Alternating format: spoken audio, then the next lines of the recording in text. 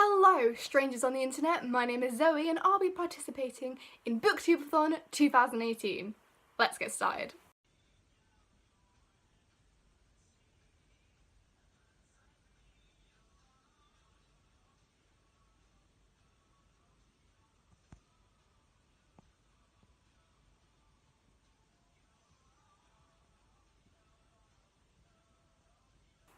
Before you get excited, here's a disclaimer. I am in no way a professional and this is not going to be quality content. I'm a mess and I love books and that's why I'm here. So let's get started. If you don't know what BookTubeAthon is, it's a week-long reading marathon starting on the 30th of July and running into August. It encompasses reading challenges, video challenges, Instagram challenges and Twitter sprints, and I'm sure some other things I have forgotten. But the main purpose of the BookTubeAthon is to read, and so I've got a lovely pile of books that you cannot see yet that I'm going to show you for my BookTubeAthon TBR pile. I've got two books here, and that is Boy Meets Boy by David Levithan and Fahrenheit 451 by Ray Bradbury. I'll be flipping a coin to see which one of these books I'll be reading first in the BookTubeAthon. Let's go! I'm gonna go heads for Boy Meets Boy and tails for Fahrenheit 451.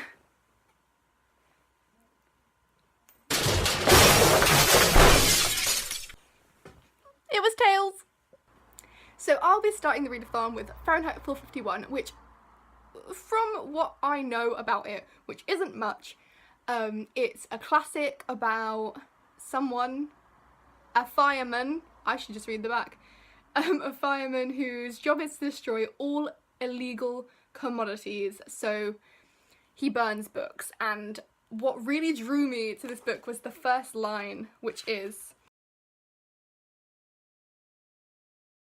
"It was a pleasure to burn." How stunning is that first line? Because oh my god, it makes me so happy. But I really enjoyed The Book Thief, which kind of reminds me of this story. I'm pretty sure the storyline is completely different, but we'll find out, won't we? So, first book.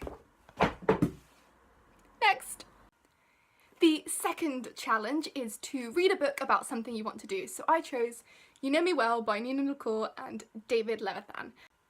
I loved this book when I read it for the first time, and I'm reading it again because I don't remember the story, but I do remember that they did some things in it that were really spontaneous and really paid off, and like it ended well for them kind of thing. I remember I read it and from the first scene, which I'm pretty sure is set in a gay club, to when they go to an art exhibit or something, and I'm just like, I remember thinking I wish this could happen to me, so that's why I'm using it for this challenge.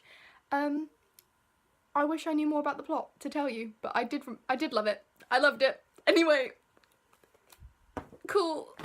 Challenge number 3 is to read and watch a book to movie adaptation. So for this challenge, I chose The Little Prince by Anthony de Saint-Exupéry. There's hair in my mouth. The Little Prince, I watched an adaptation of it before reading the book and I fell in love with it. I sat in my bed, curled up, crying because of how much I loved it. And then someone bought me the book and I just look. There's like little doodles. I love it so much. Anyway, I'm going to be rereading the book and then watching the film, and hopefully I'll have enough tissues to get me through. But I'm really excited about this one, and it's really thin, so it should be a quick read. Challenge number 4 is to read a book with green on the cover, so I chose the script for Heathers the Musical, the Other Palace version. In June, I went to go see Heathers the Musical, and I picked up this script and got it signed by a few of the cast members. And it was such a good time, and I loved it so much. And if you haven't seen Heathers, either the original musical, the movie, or the updated musical that's gonna be in the West End soon, you're missing out, because this is the most amazing thing in the entire universe, and it's got green in the cover because Heather Duke. I love Heather Duke. And if you didn't know, in the new version of the musical, Heather Duke gets her own song, and she was already the ultimate bitch before, but now she's an ultimate bitch with a song. So what other reason do you have to go see Heather's? But I'm gonna really enjoy this. I started reading it on the train at midnight, and I still haven't finished it, and I just want to read it all and then just have the imagery of the show in my head and just cry because of how much I loved it. Challenge number five is to read a book entirely while wearing a hat.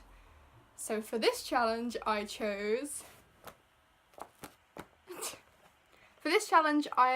to read Boy Meets Boy as it lost the coin toss. I'm really sad that I never got around to reading this, but it's David Leviathan, so what other incentive do I need? I really wanted to read this when I found out it existed, and then for some reason it sat on my shelf collecting dust. So, with the aid of my reading cap, I shall be getting to this beautiful, beautiful novel. And it's a floppy book.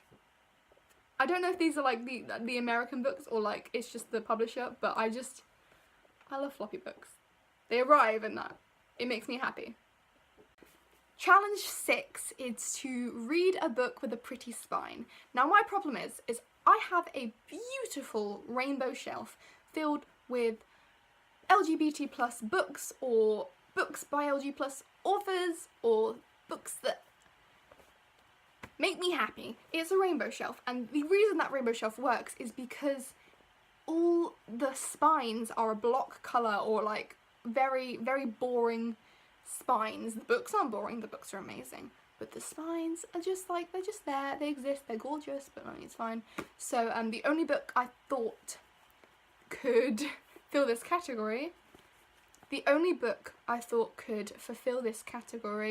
would be Miss Peregrine's Home for Peculiar Children, as it's just such a pretty kind of like novel, classic spine. And I've not read this book yet, and I need an excuse to read it, so pretty spine, we're gonna get it done. I'm excited. The book itself really intrigued me.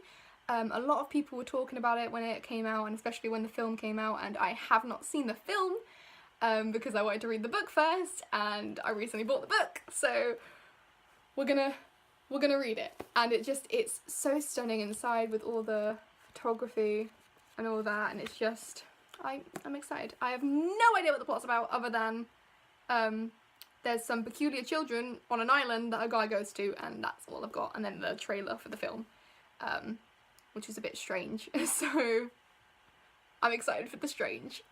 And the final challenge for the BookTubeAthon this year is to read 7 books. So including the 6 books I showed you, I'm going to be reading Killing the Dead by Marcus Sedgwick, which technically it's a book that I picked up on World Book Day, which is very small, but I'm a busy girl, and if I don't take shortcuts and cut corners and pick tiny books, then I'm not gonna get this challenge done, and I really want to read 7 books in the week. So this was the obvious choice. I've no idea what it's about, but I loved Marcus Sedgwick when I read Midwinter Blood, and I think She Was Invisible, if that's what it's called.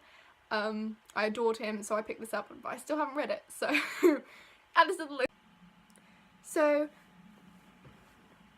that was my TBR video for BookTubeAthon 2018. I'm super, super excited to get started. I participated last year, but I never did any of the challenges, so this year I'm gonna throw myself headfirst into this readathon, hopefully I'll make some new friends, learn some new things, and it's always fun to see the beautiful things that people create and how ingenious everyone gets, and like all the beautiful pictures, and I'm just really excited. How many times can I use excited before it gets annoying? I'll leave links to my Instagram and Twitter in the description if you want to follow me on there. I aim to be updating my social medias on my thoughts on these books, and a lot of them are new books, so It'd be great to start a discussion and talk about it, and like if you've read them before or if you've put them on your TBR, then that'd be great. So I'll see you soon.